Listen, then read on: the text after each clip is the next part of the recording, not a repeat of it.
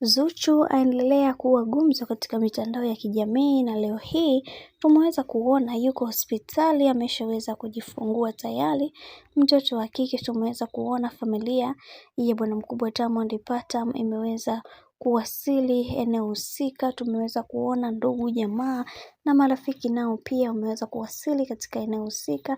Wengi wao wamekuwa wakijiuliza maswali mengi, kwa nini bibi Zuchu alikuwa anaficha ujauzito wake. Sasa kitu ambacho msichokijua ni kwamba kuna vingi ambavyo vimeweza kutokea katika maisha na kuna vitu vingine mtu hutakiwi kuweza kuvilazimisha ili kuweza kuwafanya watu wengine waweze kuenjoy, lakini kuna vingi ambavyo kila mtu anatamani kuweza kuwaona weza wake wakiwa katika misingi na mikakati iliyo bora. Sasa hii ndiyo ilipo sasa hivi kwa bibi Zuchu, kwani anakuambia katika kitu ambacho anachokifurahia ni yeye kuweza kuwa na amani katika maisha yake, na hicho ndio kitu pekee ambacho mara zote anakipigania katika maisha yake.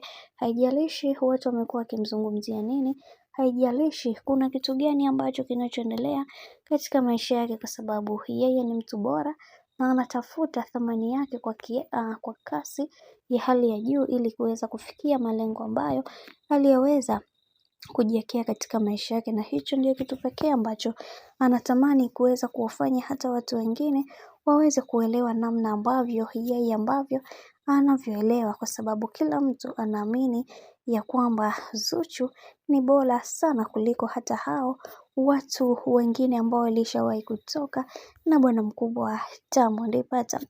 Bwana, mambo ni mengi alafu muda ni mchache. Mimi naomba nikusihi kitu kimoja, kama ndo mara yako kwanza kufuatilia channel tupendwa hii hapa ya Cleo Media, basi nikusihi usisahau kusubscribe, kulike, kushare pamoja na kucomment.